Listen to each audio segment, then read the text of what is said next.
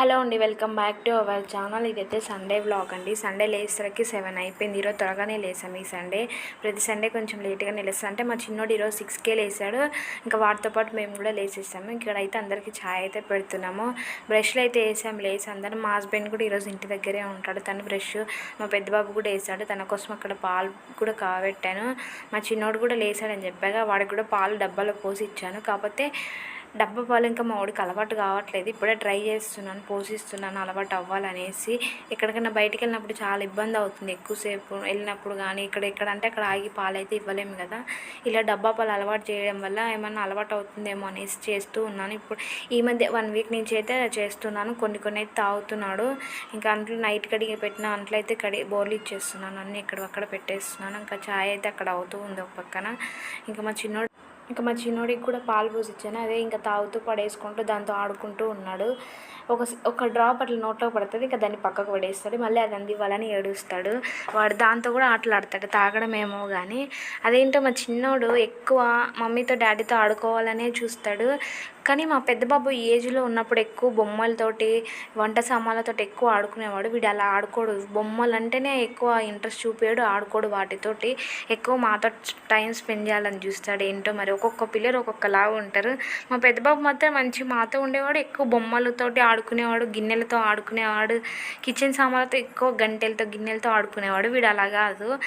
ఇద్దరు డిఫరెంట్ అబ్బా, చాలా డిఫరెంట్గా ఉన్నారు. ఇంకా ఛాయ్ అయితే అయింది, పోసిచ్చాను. మా పెద్ద బాబు ఏంటంటే బిస్కెట్స్ కావాలన్నాడు. ఇంకా వాడికి బిస్కెట్స్ కూడా ఇచ్చాము. మేము ఛాయ్ పోసుకున్నాం ఇద్దరము. ఛాయ్ మాత్రం పొద్దున సాయంత్రం కంపల్సరీ మేము 2 పూట్ల తాగాల్సిందే ఒక్కొక్కసారి. ఇంక ఇక్కడ ఫోన్ చూస్తున్నాడు అంతలోకే. అండ్ డబ్బా అక్కడ పెట్టేశాడు. పోసిందే సగం, ఇంకా దాంట్లో ఇంకా అట్లానే ఉన్నాయి పాలైతే. ఇక్కడ ఈయన ఇంకా పట్టు వదిలిన విక్రమార్కులాగా ప్రయత్నిస్తూనే ఉంటాడు. కానీ పాకట్లేదు. ఇంకా డబ్బాలో పాలు కూడా అలాగే ఉన్నాయి, తాగలేదు. ఇంకా ఈయన కూడా పాలు తాగలేదు, బిస్కెట్స్ వరకు తిన్నాడు. ఇక్కడ ఇంక ఇద్దరు వాళ్ళ డాడీ మీద కమర పడేస్తున్నారు. ఒకరిని మించిన ఒకరు. నేనంటే నేను అంటూ ఉంటాడు. చిన్నోడు కూర్చున్నాడు అనేసి మా పెద్దోడు నేను కూర్చుంటాను, వాడిని అమ్మకి ఇచ్చే అని చెప్తూ వాడు ఎక్కుతున్నాడు పైకి. చూడండి ఎలా పొర్లుతున్నాడో, ఎలా చేస్తున్నాడో. వాడిని ఎత్తుకోవద్దంట, ఈయన ఒక్కడే ఎత్తుకోవాలంట. ఈయన డాడీ అంట, ఈయన మమ్మీ అంట, ఆయన కాదంట. బొమ్మలు కూడా అంతేనండి. నా బొమ్మలు అని లాగేసుకుంటాడు. మా వాడికి చిన్నోడికి అస్సలు ఇయ్యాడు. నావి అంటాడు. ఏది ఇచ్చినా కానీ లాగేసుకుంటుంటాడు. ఇక్కడ ఆయన పండుకోబెట్టుకొని అబ్బా ఇంకా వాళ్ళ డాడీ వాళ్ళనే పడుకోవాలంట. ఆయన ఓవర్ యాక్షన్ పడుకున్నట్టు యాక్టింగ్లు చేస్తున్నాడు చూడండి. పడుకున్నాడంట. నేను పడుకున్నా కళ్ళు మూసుకున్నాను అంటాడు. ఇంక ఈ చిన్నోడు నేనైతే తీసేసుకున్నాను ఎక్కడ దొబ్బేస్తాడు అనేసి. మళ్ళీ చిన్నోడు కూడా వాళ్ళ నాన్న దగ్గరికి వెళ్ళాలని అటు సైడ్ చూస్తూ ఉంటాడు ఎప్పుడు అనేసి ఇంకెత్తుకున్నాడు. మళ్ళీ వాడిని చూడు తీసేసి నన్ను ఎత్తుకోవాలనేసి అమ్మకి ఇచ్చే అని చెప్తున్నాడు వాళ్ళ డాడీకి.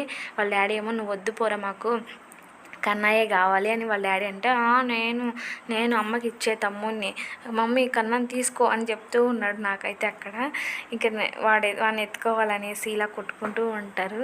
ఇంక మా పెద్దోడు ఎంతైనా కొంచెం కుళ్ళు బుద్ధి అనేది ఉంది. నన్నే చూసుకోవాలి, వాడిని చూసుకోవద్దు అన్నట్టుగా బిహేవ్ చేస్తాడు. ఏంటో మరి ఆ మైండ్ సెట్.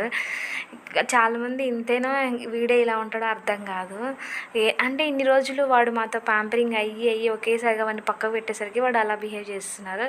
ఇక్కడ మా వాళ్ళు చికెన్ తెచ్చుకోవాలనేసి బయటికి వెళ్తూ ఉన్నారు.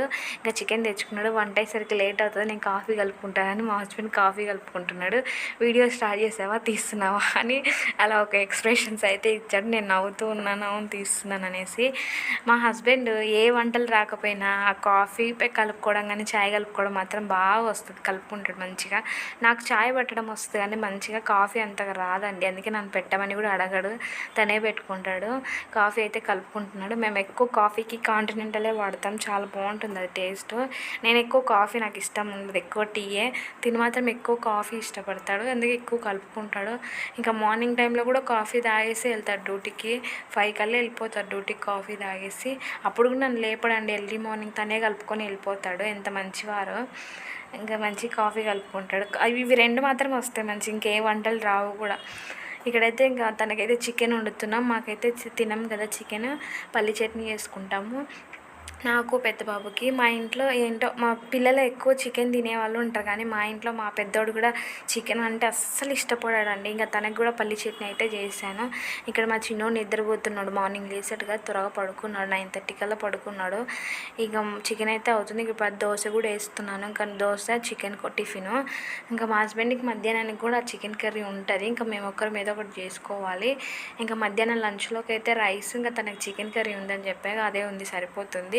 ఇంకా మేమైతే బెండకాయ కర్రీ చేసుకుంటున్నాము. బెండకాయ ఇప్పుడు ఫస్ట్ అయితే మంచిగా నూనెలో జిగురు పోయేంత వరకు వేపేసి దాంట్లో ఉల్లిపాయ మళ్ళీ టమాటా వేసి చేసుకుంటాము.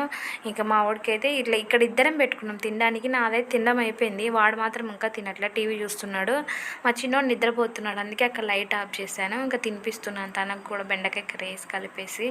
ఇంకా సాయంత్రం అయితే అయ్యింది ఆలోపే మళ్ళీ ఛాయ్ అయితే పెట్టుకున్నాము. ఛాయ్ మాత్రం మా ఇంట్లో పొద్దున సాయంత్రం కడుపులోకి వెళ్ళాల్సిందే. ఇంకా బయటికి వెళ్ళాము ఛాయ్ తాగిన తర్వాత, కానీ వీడియో తీయడం కుదరలేదు బైక్ పైన. ఇంకా నైట్కి అయితే మాకు బెండకాయ కర్రీ అన్నం ఉంది. ఇంక తినకైతే ఎగ్ రైస్ కలిపాను. ఇంకా ఇదేంటంటే వాతం మందు అండి, మా పిల్లలకి అమావాస్యకి వాతం మందు అయితే వేసి దిష్టిలో అయితే తీసేస్తాను. ఇంకా నైట్కి పెరుగు తోడేసి గిన్నెలని కడిగేసుకున్నాను. ఇదండి ఇవాళ బ్లాగ్. నచ్చితే ప్లీజ్ లైక్.